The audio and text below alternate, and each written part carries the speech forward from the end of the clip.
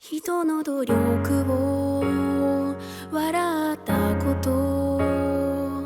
自分は努力しなかったこと、大切な時手を抜いたこと、最後の最後で諦めたこと、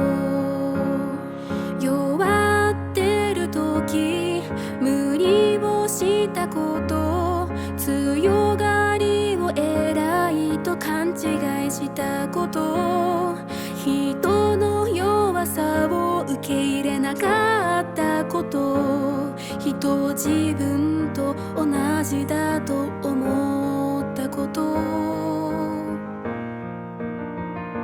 泣きたい時に我慢したこと、自分の心をいじめたこと、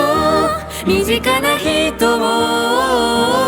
悲しませたこと、大切な人を傷つけたこと、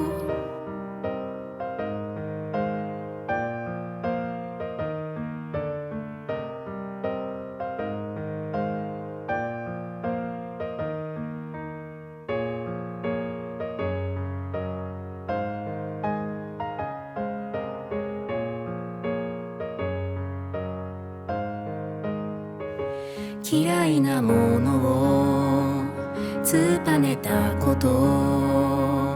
好きなものをごまかしたこと、周りに合わせて愛想笑いしたこと、好き嫌いだけで動いたこと、群れるのは弱いと決めつけたこと、孤独を選んだ気になっていたこと、好いてくれる人を大事にしなかったこと、悪意ばかり拾ってしまったこと、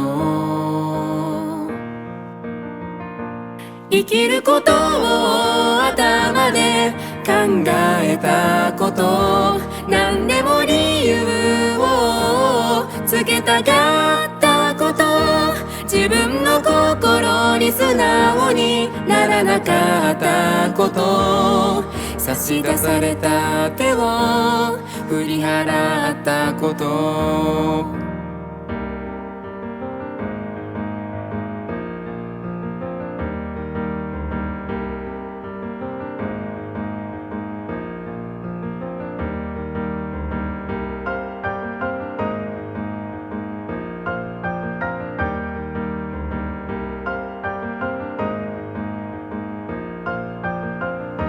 ごめんなさいを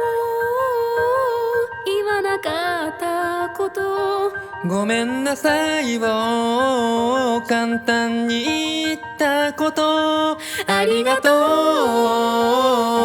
う言わなかったこと、ありがとうを勝手に期待したこと、愛されているのを自覚しなかったこと、特別を当たり前と思ったこと、生まれてきたことを